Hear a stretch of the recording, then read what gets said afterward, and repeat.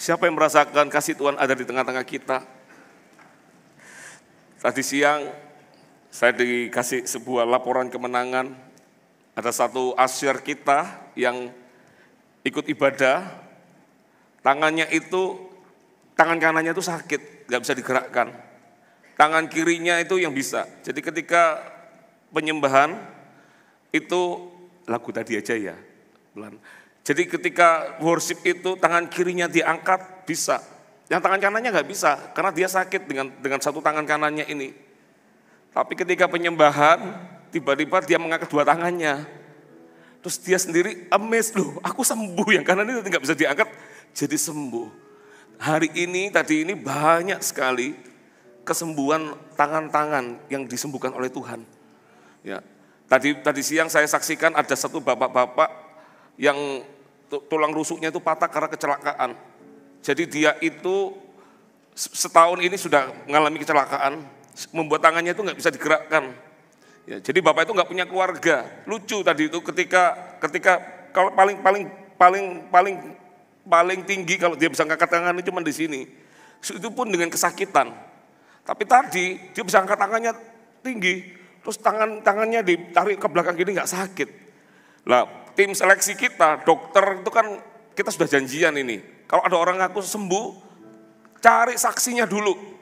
Karena saksi itu nggak bisa bohong, ya kan? Cari keluarganya. Tanya, mana keluarganya? Ternyata keluarganya yang pertama-tama yang mengaku adalah TL-nya, tim leadernya. Dia berkata, saya saksinya, saya keluarganya. Loh, kok bisa keluarganya? Jadi bapak ini keluarganya ada di Amerika semua. Sudah 2 tahun atau setahun terakhir ini dia tinggal di Pulau Bali ini. Ketika mengalami kecelakaan, yang diingat itu TL-nya. Ketika dia ketika kecelakaan ambulans Siloam datang, dibawalah ke rumah sakit Siloam di Bali ini. Ditanya, Pak keluarganya siapa? Dia nyebut namanya, Pak Agus gitu, TL-nya. Pak Agus, kita semua kenal Pak Agus. Pak Agus datang. Itu loh saudara, connect group kita itu, wow luar biasa. Saya dengar itu, aduh saya bangga dengan teman-teman Sigi kita, para pemimpin. Mereka yang tiap hari datang jengukin orang ini. Satu Sigi itu kompinya itu bergiliran untuk menjaga orang ini, dia nggak dibiarkan sendirian. Dan Pak Agus ini TL-nya, saksi mata, dia tahu bapak ini gak bisa angkat tangan, memang cuma segini tok angkatnya. Karena tulang rusuknya itu patah, ada fotonya, tadi dikirimi fotonya kan kita minta buktiin, tolong dikasih foto kecelakaan, ditunjukin fotonya, tulang rusuknya itu patah, sudah setahun, gak bisa diangkat begini aja, gak bisa, sakit. Tapi tadi dia bisa angkat tangannya, oh praise the Lord. Itu bukan manusia yang bisa melakukannya, Tuhan hanya mengerjakannya. Dan saya percaya bukan cuma bapak tadi itu yang bisa disembuhkan, bukan cuma asyir yang disembuhkan, tapi kesembuhan juga menjadi milik kita saudara. Katakan amin. Siapa yang percaya, kasih tepuk tangan yang paling meriah buat Allah kita. Tunjukkan khotbah saya sepanjang hari ini, dimulai dari Yesus penyembuh, terus saya berkhotbah tadi berikutnya adalah Tuhan melihat imanku, tentang orang lumpuh yang dibawa 4 temannya. Sekarang saya akan khotbah dari orang kusta, Tuhan mau aku sembuh. Nanti terakhir saya akan khotbah tentang anaknya Yairus yang mati dibangkitkan. Ya, saya percaya urapan Tuhan dari pagi, siang, sampai sore, sampai nanti ibadah yang terakhir, pasti Tuhan akan bawa semakin meningkat. Karena nanti malam yang saya khotbahkan itu adalah orang mati yang dibangkitkan sama Yesus. Ya, saya percaya tidak ada sesuatu yang gak bisa Tuhan lakukan. Kadang yang gak bisa dilakukan itu bukan karena Tuhan gak mampu. Hati kita aja yang kurang percaya. Ya, Yesus itu banyak melakukan mujizat di Kapernaum, di rumah mertuanya Petrus. Tadi saya cerita, dari yang tadi pagi saya cerita, itu kan orang lumpuh kan dibawa 4 temannya. Kok bisa ngapain 4 temannya bawa orang lumpuh itu? Kan saya bilang, memang gak dicatat berapa berat badan orang lumpuh itu. Tapi kalau sampai perlu 4 orang yang mengangkat, ya artinya pasti lumayan berat ini orang, makanya butuh 4 orang. Kalau mungkin masih kurus, kecil gitu, diangkat depan belakang masih oke. Ini kalau 4 ini berarti lumayan berat. Lah waktu datang, dilihat penuh, gak bisa masuk. Kan kalau orang kalau cuma sekedar datang itu, ya penuh, ya sudah pulang, memang belum waktunya. Tapi ini enggak, mereka tetap memaksa masuk, tapi gak bisa masuk, karena penuh. Di mana Yesus berada pasti menarik banyak orang. Karena Yesus kalau dia datang, pasti ada kesembuhan. Pasti ada mujizat terjadi, nggak mungkin nggak dilakukan. Meskipun di hari Sabat pun Tuhan tetap akan melakukannya, karena Tuhan itu cinta jiwa-jiwa, cinta manusia. Nah, 4 temannya ini nggak berhenti. Apa yang dilakukan? Dia naik ke atas atap. Dan ketika naik di atas atap, nggak cuma naik di atas atap, dia buka atapnya, diturunkan. Karena mereka punya iman, kalau ini orang lumpuh ketemu Yesus, pasti ngalami kesembuhan. Kenapa 4 orang itu bisa yakin? Saya yakin 4 orang ini pasti ngalami Tuhan juga. Karena hanya orang yang pernah mengalami Tuhan yang pada akhirnya dia akan menjadi orang yang paling getol untuk berkata, ayo kamu datang kepada Yesus karena aku sudah ngalami sendiri kesembuhan itu. Dan kalau Anda berkata terus apa yang terjadi? Ketika diturunkan itu, Yesus itu bukan melihat iman orang lumpuh itu belum ada imannya. Tapi Yesus berkata, aku melihat iman mereka. Siapa mereka? 4 orang lumpuh itu. Bukan cuma 4 orang lumpuh itu, 4 teman orang lumpuh itu. Tapi yang dilihat bukan cuma 4, ada 5. Kau tahu dari mana 5-nya? Tadi saya ngomong di ibadah pagi, ada yang punya rumah atapnya boleh dibongkar sembarangan sama orang? Pasti nggak mau kan? Mana ada kita punya rumah tiba-tiba, silakan jebol atap saya, kan nggak mau kita. Tapi itu atap yang punya rumah, mau membuka atapnya untuk menurunkan, pasti itu izin lah, nggak mungkin nggak izin, nggak mungkin sembarangan, ayo bongkar aja kan nggak mungkin. Itu pasti izin.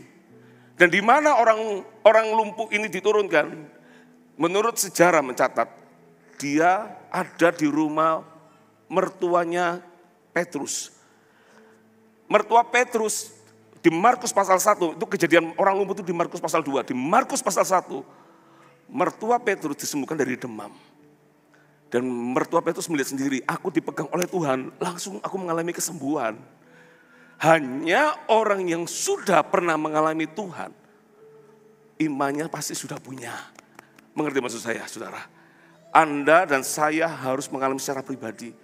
Saya bilang tadi, kalau saya ngomong tentang kesembuhan, kenapa saya getol, kenapa saya yakin? Karena saya disembuhkan dari penyakit saya, lever.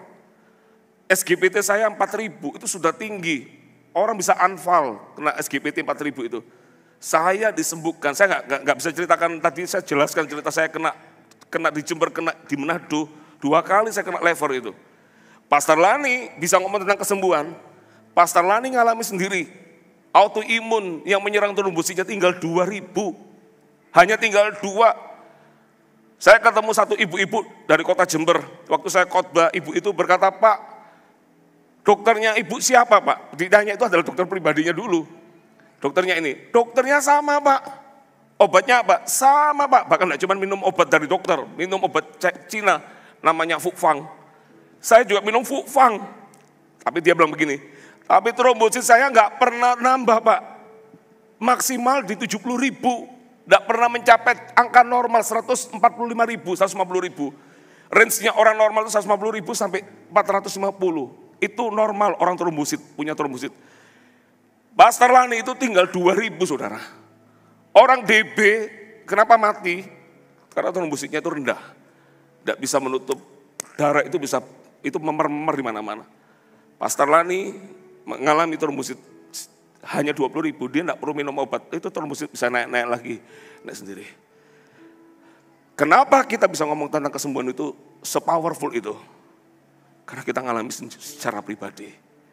Bukan manusia yang menyembuhkan, tapi Tuhan menyembuhkan. Dan kalau Tuhan bisa menyembuhkan kami, Tuhan juga bisa menyembuhkan Anda semua. Amin. Amin. Amin. Mari kita buka Lukas. Lukas pasal 5. Di ayat yang ke-12, dikatakan Yesus menyembuhkan seorang yang sakit kusta. Pada suatu kali Yesus berada dalam sebuah kota, di situ ada seorang yang penuh kusta.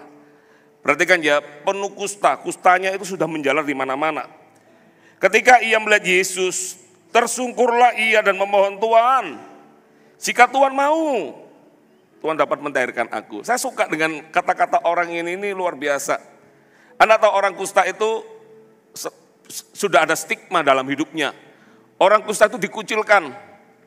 Orang pasti tahu, kalau lihat ini orang kusta pasti tahu. Karena di imamat sudah diajarkan di perjanjian lama. Orang kalau sakit kusta, bajunya harus compang-camping. Dia harus rambutnya terurai. Terus apa lagi? Dia harus tutupi mukanya dengan kain dan berkata najis, najis, najis. Supaya apa? Supaya orang itu menjauh dari orang ini.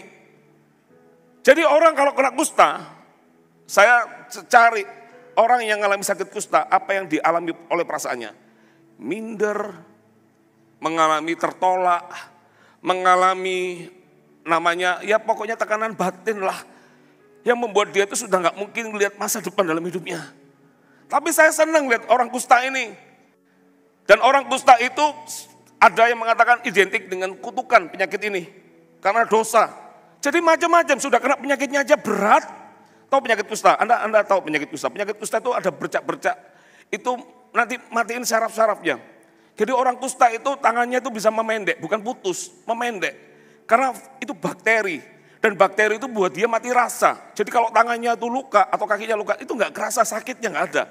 Tapi tiba-tiba makan grogoti. Bukan putus, tapi itu mengecil gitu. Dan orang kalau kena sakit kusta, belum lagi dia kena tekanan batin dengan tubuhnya, dengan apa yang terjadi di hidupnya. Belum lagi stigma kata-kata orang. Dan dia tahu satu lagi, penyakit dia itu menular. Jadi kompleks, pasti di pikirannya kompleks. Dan orang kalau kayak begini pasti akan berkata, sudahlah gak usah ketemu orang. Malu, pasti diomongin orang, pasti akan dikata-kata segala macam. Jadi mentalnya pun sudah down sebetulnya. Tapi yang senang dari orang sakit kusta ini, dia pergi ke alamat yang tepat saudara. Dia tahu dia terpuruk, dia tahu dia mengalami sakit penyakit yang menular. Cuman dia hebatnya adalah dia tetap datang kepada Tuhan. Jangan salah ya, di hari itu kalau Anda tanya, di dalam waktu itu ada 2 rabi yang terkenal. Saya tidak usah sebut 2 rabi yang di atasnya itu. Tapi Yesus sendiri pun adalah rabi. Dikenal dengan Rabi Yesua. Murid-muridnya banyak, ada 12 murid, ada 70 murid. Yesus itu mengajar intens murid-muridnya. Dia sendiri adalah seorang rabi. Sampai ada yang berkata, engkau tidak cuma rabi, engkau adalah rabuni.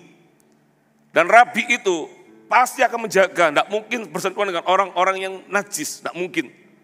Ya, kecuali kalau orang najis itu dia sembuh, baru dia datang, store muka, nanti akan dicek betul sembuh apa enggak. Tapi orang ini belum sembuh, kok berani-beraninya datang ke rabi. Biasanya kalau sudah sembuh baru ketemu pemuka agama, dia ini enggak, dia belum sembuh, dia datang di situ. Banyak orang hidup dalam dosa, bukan mendekat sama Tuhan, justru menjauh, takut. Hawa, Adam, di mana engkau sembunyi? Tapi orang ini luar biasa. Dia datang ke Tuhan. Kalau Anda lihat ayat terjemahan yang lain, di terjemahan yang ayat yang lain, dia tuh tersungkur sampai memohon. Jika engkau, apa tadi? Jika Tuhan mau, Tuhan dapat mentahirkan aku. Wow. Ada sebuah kata meskipun mungkin kalau Anda lihat kok enggak optimis ya orang ini. Jika Tuhan mau, dia sadar diri lebih tepatnya. Puji Tuhan loh, untuk orang kayak begini bisa menghadap Tuhan aja sudah bersyukur. Berarti mentalnya kuat, dia tetap maju untuk mendekati kemenangannya. Kadang ada orang yang sudah terpuruk, makanya dikatakan gini, sudah jatuh, tertimpa tangga, masuk selokan, ditimbun tanah. Terus apa lagi? Pokoknya aduh aku semua masalah kok di aku semua ya kayaknya. Dan orang yang sudah ngalami begitu, sukar untuk bangkit biasanya. Tapi orang kusta ini, dia berani menghadap Tuhan, itu loh yang luar biasa. Saya nggak tahu kondisi kita seperti, apakah lebih buruk dari orang kusta ini. Sehingga membuat anak nggak berani datang ke Tuhan. Ya, biasanya kalau duduk itu kalau bisa di belakang tembok. Ya, sini enggak ada. Saya cuma memberikan istilah. Mungkin duduknya sembunyi, enggak mau orang tahu. Tapi sometimes kalau Anda mau mengalami mujizatmu, datanglah mendekat kepada Tuhan. Jangan menjauh, saudara. Amin. Perhatikan ya. Tuhan, jika Tuhan mau, Tuhan dapat mentahirkan aku. Lalu Yesus mengulurkan tangannya, menjamah orang itu. Dan berkata, aku mau, jadilah engkau tahir. Seketika itu juga lenyaplah penyakit kustanya. Luar biasa. Apa yang jadi luar biasa? Khotbah saya yang sore ini paling simpel, paling sederhana, nggak panjang. Dibanding khotbah saya tadi pagi, dua khotbah tadi sama nanti khotbah nanti malam. Tapi khotbah yang ini paling simpel. Bayangin ya, ini orang kusta disuruh ada tanda-tandanya supaya orang nggak mendekat. Ketika dia berkata, Tuhan, dia sadar diri, engkau adalah rabi, engkau guru. Aku tidak boleh pegang engkau, karena apa yang disentuh oleh orang najis, yang disentuh pun jadi najis. Dia sendiri nggak berani bertemu Tuhan, cuman mungkin agak menjaga jarak. Tuhan, jika engkau mau, dia tidak berani, karena dia tidak mau nularin Yesus. Tapi Yesus itu loh, luar biasa menurut saya. Dia nggak cuma berdoa dari jauh. Bisa enggak Yesus menyembuhkan dari jauh? I think bisa. Bisa Yesus mampu dia melakukan segala perkara. Dia cukup sepatah kata kayak perwira Kapernaum berkata, Tuhan, engkau enggak perlu datang ke rumahku, enggak perlu. Perintahkan saja, pasti terjadi sesuatu. Dan terjadi sesuatu. Tuhan menghargai iman orang ini. Bagi Tuhan, dia mau ngomong sama orang kusta ini kan orang identik dengan penyakit kutukan. Bagi Tuhan untuk ngomong sepatah kata langsung sembuh pasti terjadi. Tapi yang hebat dari Yesus, dia nggak cuma ngomong. Dia jamah dulu. Dia jamah dulu. Kenapa dijamah? Sebelum Tuhan menyembuhkan secara fisiknya, Tuhan mau kasih ini loh. Dia kasih penerimaan di kita. Saya ketika baca ini saya terharu. Tuhan, Engkau tuh baik. Kadang kalau kita lihat orang berdosa gitu, kita gampang sekali ngomong najis. Itu loh orang berdosa. Saya kemarin ketemu orang, bukan dari gereja kita yang pasti. Gereja kita lagi dalam pertemuan Paskah, gabungan dengan banyak gereja. Banyak ketemu orang, ketemu ibu-ibu di bawah. Ngomong itu saya nggak perlu ngomongkan apa yang diomongkan ke saya. Tapi ngomongnya itu menurut saya, kok Anda kok bisa ngomong itu, enggak tepat gitu loh, mau ngomong tentang ini itulah, enggak tepat. Orang itu ya, makanya saya katakan, di gereja itu banyak diajarkan kasih. Tapi orang yang paling susah untuk mengampuni, kadang-kadang juga di gereja juga. Padahal di gereja enggak kurang firman tentang kasih. Tentang pengampunan, tapi orang yang paling suka menghakimi juga ada di gereja. Bagi orang yang sudah terpuruk ini, kadang-kadang pernah enggak lihat ada orang sudah terpuruk berkata, maka nota kamu nih kapok kamu nih. Kamu enggak bertobat, kapok kamu ngalami itu. Sudah jatuh tertimpa tangga, Anda perkataan itu, Anda juga timpakan batu yang gede, mati sekalian. Saya percaya di sini enggak ada. Yang gitu kan enggak ada yang ngaku. Kita paling gampang untuk ngomentari orang itu, dosamu begini, dosamu begitu. Yesus itu loh, tahu ini orang pasti ada dosanya. Tapi yang dilakukan oleh Tuhan pertama-tama adalah menjamah dia. Mungkin ketika Tuhan mau jamah, loh Tuhan mau ngapain? Mau ngapain Tuhan? Tuhan jamah. Loh Tuhan, aku ini jijik loh, aku ini najis loh. Aku ini berdosa. Tapi Tuhan tetap datang di situ. Dijamah sama Tuhan. Seolah aku pun tidak jijik sama kamu. Wow. Kadang-kadang kesembuhan kita tuh dimulai dari cuman penerimaan sebetulnya. Amin. Kesembuhan kita mungkin cuma dimulai dari penerimaan dulu. Holy, holy, holy are you Lord. Nyanyi lagu ini, beberapa ngomong, aku ini kotor Tuhan, aku ini kotor. Tapi Tuhan tetap Tuhan yang baik itu. Dia tetap mengulurkan tangannya berkata, anakku, aku menyembuhkanmu. Anakku, engkau berharga. Tuhan itu loh, tadi orang lumpuh yang saya khotbahkan itu. Ketika dia butuh kesembuhan lumpuhnya, tapi kata pertama yang keluar adalah ketika lihat imannya mereka, Tuhan ngomong sama orang lumpuh itu, anakku, dosamu diampuni. Tuhan tidak ngomong tentang penyakitnya, tapi dosamu diampuni. Tapi dia pakai kata anakku. Orang berdosa pun masih dianggap anak Tuhan, itu luar biasa. Saudara, Anda harus kenal hati Tuhan di hidup kita. Jadi orang itu jangan lihat gambaran Tuhan. Bagi saya, kalau saya cerita tentang papa, saya bisa gambarkan papa saya itu baik. Karena saya tidak pernah dipukul oleh papa saya. Papa saya tidak banyak ngomong, tapi kalau dia ngomong sesuatu saya pasti akan dengarkan. Gambaran tentang papa itu buat saya tuh komplit papa yang baik. Karena saya ngeliat papa saya itu, meskipun mana ada manusia yang sempurna. Tapi gambaran itu cukup mewakili di hidup saya. Lah kadang-kadang orang menggambarkan Tuhan itu enggak semua orang bisa menangkap gambaran Tuhan. Sama orang kusta ini, dia tahu aku dikutuk, aku dikucilkan, aku enggak layak, aku ini orang berdosa, aku ini pasti dibuang. Tapi saya senangnya dari dia ketika dia meskipun dalam posisi yang terburuk pun, dia tetap datang kepada Tuhan. Tapi di situ Tuhan menunjukkan kasih-Nya. Bahwa meskipun kamu terpuruk, meskipun kamu terbuang, tapi aku Tuhan tetap hatinya sama, aku mau kamu sembuh. Wow, diterima. Siapa bilang kamu gak bisa dipulihkan? Siapa bilang kamu gak bisa dimenangkan? Siapa bilang kamu gak bisa dikuatkan? Saya dapat DM dari satu orang. Dia bilang, Pastor, terima kasih. Tadi malam dia DM saya di Instagram. Terima kasih Pastor. Pastor kemarin bilang ada orang yang mau bunuh diri, perempuan. Dan ada beberapa lagi. Dia bilang, saya salah satu orangnya Pastor. Masih muda. Dia bilang saya mau bunuh diri. Tapi gara-gara ngalami tadi Jumat Agung tadi malam yang Pastor ngomong itu, saya diperdamaikan dengan Tuhan. Dan saya bersyukur sekali dia ngomong gini, saya tahu hidup saya berharga, Tuhan cinta saya. Waduh, saya baca itu, ya kurang lebih kata-katanya, itu buat saya terharu. Terharu. Saudara, kalau Anda datang dan berkata, Tuhan apakah engkau mau aku sembuh? Tuhan mau menyembuhkanmu. Loh aku kotor, aku ini jijik loh, banyak dosanya.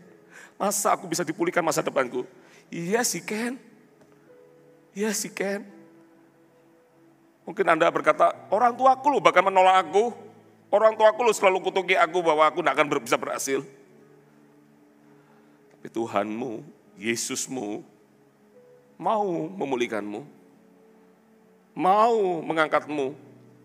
Siapa yang gak bisa diangkat sama Tuhan? Ini orang kusta ini diangkat sama Tuhan. Penyakitnya membuat dia dikucilkan. Tapi Tuhan datang di orang itu ketika dia punya iman.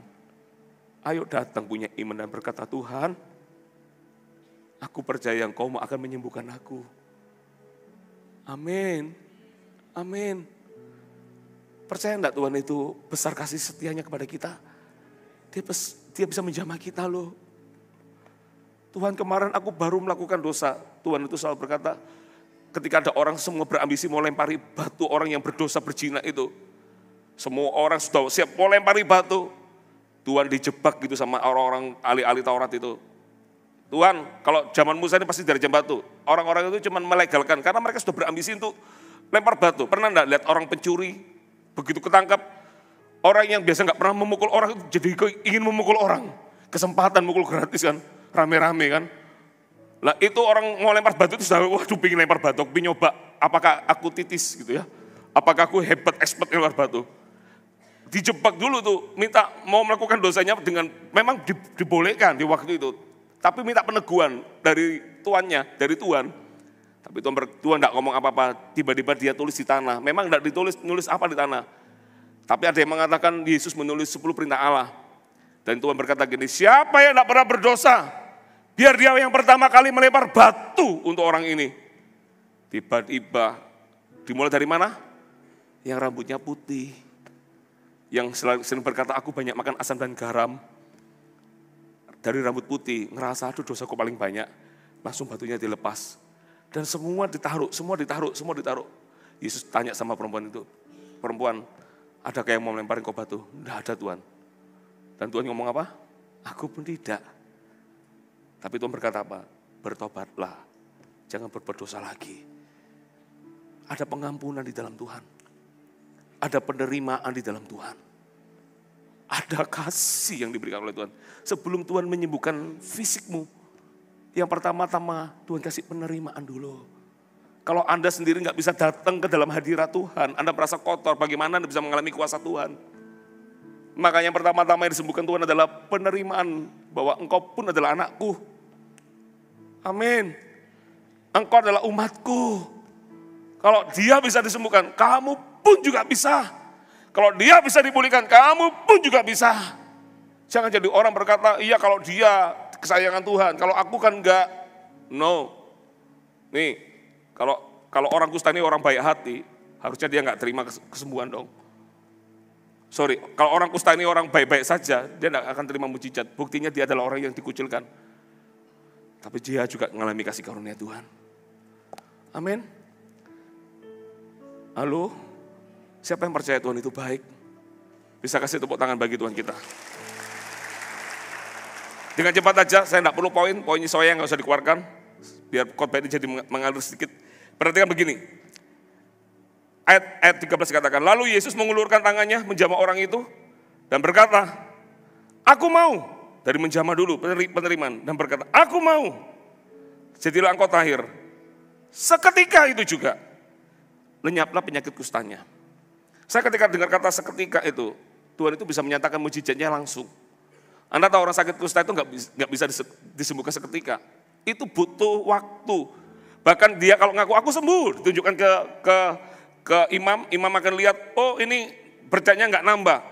Tetap itu dikucurkan 7 hari lagi. Butuh waktu untuk berkata, aku sembuh, itu butuh waktu. Nggak bisa langsung. Dan orang pun masih agak stigmanya kan, ini orang menular. Jadi orang nggak mungkin berani bersentuhan sama orang itu. Tapi jelas firman Tuhan katakan, seketika itu juga orang ini sembuh. Dan Yesus menyuruh apa kepada orang itu? Dia berkata begini, Yesus melarang orang itu memberitahukannya kepada siapapun juga dan berkata, pergilah, perlihatkanlah dirimu kepada imam dan persembahkanlah untuk pentahiranmu, persembahan seperti yang diperintahkan Musa, sebagai bukti bagi mereka, titik. Yesus berkata, pergi, karena memang tanda orang sakit kusta sembuh, dia harus menghadap imam. Dan nanti imam yang akan memberikan label, oke, ini sudah sembuh. Ayat ini berhenti di sini, terus habis itu muncul ayat tiba-tiba nama Yesus tersebar. Kok bisa nama Yesus tersebar? Coba lihat satu ayat lagi ya. Di dalam dalam Markus pasal 1. Ini ayat yang korelasi, ayat sama sebetulnya. Tentang orang kusta ini. Markus 1 ayat 40-45, perhatikan. Markus 1 ayat 40-45. Lihat ya, perikopnya dikatakan Yesus menyembuhkan seorang yang sakit kusta. Ini orang yang sama, tapi ini Markus yang melihat. Ketika Yesus berkata, jangan ya, kamu jangan ngomong tentang aku ya. Tapi ayat 45 dikatakan, tetapi orang itu pergi memberitakan peristiwa itu dan menyebarkannya kemana-mana. Kalau dia nggak sembuh, dia nggak akan menyebarkan kemana-mana karena dia harus dikucilkan. Jadi orang ini langsung pulih. Tadi saya belum bahas tentang yang seketika itu. Bagi Tuhan, kalau dia mau melakukan mujizat, itu gampang. Semudah membalik tangan. Ada orang tiba-tiba pendarahan yang nggak pernah berhenti ke dokter, tiba-tiba berhenti seketika juga. Bagi Tuhan itu gampang. Gampang bagi Tuhan. Kadang-kadang manusia tanya, kok bisa, gimana caranya, segala macam, nggak bisa. Pekerjaan Tuhan nggak bisa dimengerti dengan pikiran manusia. Yang cukup kita tahu adalah harus dipercayai aja. Sama kayak orang kusta ini, seketika sembuh. Buktinya apa? Dia bisa menyebarkan kemana-mana. Kok orang-orang mau menerima dia lagi? Coba lihat ya, dikatakan gini. Tetapi orang itu pergi memberitakan peristiwa itu dan menyebarkannya kemana-mana. Sehingga Yesus tidak dapat lagi terang-terangan masuk ke dalam kota. Ia tinggal di luar tempat-tempat yang sepi. Namun orang terus juga datang kepadanya dari segala penjuru. Orang kalau mengalami kebaikan Tuhan, pasti dia tidak akan tahan untuk tidak bisa bersaksi tentang Tuhan. Halo saudara. Orang ini nggak tahan. Jangan ngomong ya. Namanya orang sudah mengalami mujizat itu, nggak tahan. Anda tahu kenapa saya ngomong banyak ini? Cuma satu aja. Saya tahu Tuhan itu baik. Dan saya mau Tuhan baik itu tidak cuma saya alami secara pribadi, tapi Anda juga harus mengalaminya secara pribadi. Katakan amin. Hanya orang yang betul-betul mengalami kasih karunia Tuhan yang tidak akan tahan untuk akan speak up untuk ngomong kepada orang. Dengar, hai teman-teman, ada Tuhan yang amat sangat baik. Namanya Yesus. Dia menyembuhkanku. Paling gampang kesaksian itu adalah ketika orang sakit sembuh itu adalah itu. Tadi saya dengar kemarin, kapan ya, 2 hari yang lalu ya. Ada ibu-ibu yang dia datang Jumat Agung kemarin. dengan telinga yang sakit sebetulnya. Sebetulnya datang itu hanya untuk telinga yang sakit. Tapi ibu itu kenapa imannya bukan ke telinganya, imannya adalah di matanya. Jadi waktu kita perjamuan kudus kemarin, ibu itu anggurnya dioles-oleskan di matanya. Ya untung kita tidak perjamuan kudus, nanti dikira minyaknya yang hebat. Padahal bukan minyaknya, itu cuma sarana. Yang hebat Tuhannya. Tapi ibu-ibu yang berusia ini, masukkan anggur itu ditaruh di matanya. Apa yang terjadi? Karena imannya di mata. Tiba-tiba si ibu ini pas dibuka kacamatanya kaget melihat panggung ini kok jelas sekali. Ya. Terus ketika turun ke bawah lihat parkiran, loh kok luas? Kok jelas sekali lihat mobil banyak. Yang lebih mengagetkan ketika dia pakai kacamata, loh kok jadi buram. Coba bayangin. Sebelumnya kalau dia nggak pakai kacamata dia nggak bisa lihat. Perlu bantuan kacamata. Tapi setelah didoakan karena dia percaya matanya bisa disembuhkan. Pakai kacamata tambah gak bisa kelihatan. Begitu dilepas, clear, jelas. Dan saya senang dengan kata-kata ini. Anaknya ngomong, anaknya yang memberikan kesaksian. Biarlah kesaksian ini untuk menguatkan orang. Hanya orang yang mengalami kesembuhan yang pada akhirnya dia akan bersaksi, Ada satu ibu-ibu yang saya kenal, saya mau tutup dengan ini. Ada satu ibu-ibu yang saya kenal. Tinggal di kota namanya Nogosari. Bukan kota itu, kota Jember, tapi kabupatennya Nogosari. Ya mungkin kalau dari Jember tahu Nogosari. Dia adalah seorang ibu-ibu, usianya sudah 70 something. Anda tahu ibu ini nggak pernah kenal Tuhan pada awalnya. Karena dia adalah orang yang percaya dengan kepercayaan yang lain. Suatu hari dia sakit. Sakit itu betul-betul sakit. Tiba-tiba dalam sakitnya itu, dia ngeliat seorang berjubah putih datang sambil tangannya berlumuran darah. Dan yang dia lihat itu menumpang tangan di dalam kepalanya. Ibu ini nggak kenal Tuhan Yesus pada awalnya. Umur 70 something saudara. Anda tahu ibu ini, begitu dia dapat tumpang tangan itu, langsung mengalami kesembuhan secara ilahi. Dan ibu ini bingung kan, ini siapa yang datangnya, aku ini siapa? Karena dia nggak kenal sosok ini. Sampai suatu hari dia masuk ke kamar anaknya. Anaknya itu sekarang mungkin coach atau TL, saya nggak tahu di Jember anaknya coach atau TL. Sudah level coach atau TL. Begitu masuk ke kamar anaknya kaget. Dia lihat lukisan Tuhan Yesus ada di kamar anaknya. Terus dia bilang, ya ini loh yang menyembuhkan aku.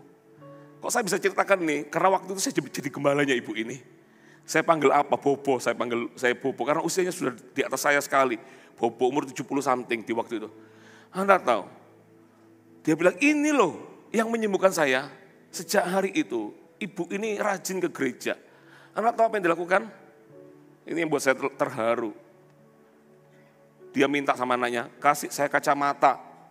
Bukan kacamata, kaca pembesar. Kasih saya kaca. Saya mau belajar Alkitab. Alkitabnya dia bahasa Mandarin, karena dia bisanya bahasa Mandarin. Saya minta Alkitab bahasa Mandarin. Suatu hari, saking cintanya ya, karena dia ngalami kesembuhan. Orang kalau ngalami kesembuhan itu nggak tahan untuk datang kepada Tuhan. Karena dia ngalami sendiri. Tahu nggak? Suatu hari ketika dia lagi baca Alkitab itu, tiba-tiba kaca pembesar itu pecah. Itu kaca pembesar kan tebal sekali, segini kan. Itu tiba-tiba pecah dar gitu. Tahu nggak ibu itu berkata apa? Oma ini, Bobo ini, tolong belikan saya kaca pembesar lagi. Saya nggak mau berhenti baca Alkitab. Wow, hari ini beliau sudah pulang ke rumah Tuhan. Orang kalau sudah mengalami kesembuhan, dia tidak akan tahan untuk tidak bersaksi. Sama orang sakit kusta ini, hidupnya sudah hancur, hidupnya sudah ditolak, hidupnya sudah dikucilkan, tidak ada masa depan buat orang ini.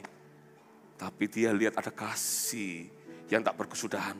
Kasih Tuhan yang datang, memberikan penerimaan dulu pertama-tama. Anakku, dijamah sama Tuhan. Nak, aku mau kamu sembuh. Makanya ketika Tuhan berkata, kalau sudah sembuh gak usah ngomong-ngomong ya. Gak mungkin orang gak ngomong. Karena dia tahu Tuhanku adalah Tuhan yang hebat. Tuhanku adalah Tuhan yang hebat. Dan sore ini akan ada banyak orang sakit disembuhkan. Untuk satu aja. Supaya Anda menjadi saksi bagi Tuhan. Pertama-tama Tuhan mau pulihkan Anda dulu. Karena Tuhan sayang sama Anda. Tapi berikutnya Tuhan mau Anda semua jadi saksi bagi kerajaannya. Supaya dimanapun Anda berada, Anda berkata, Yesus itulah yang menyembuhkanku. Kamu kok bisa begini? Kamu kok bisa diubah begini? Apa rahasiamu?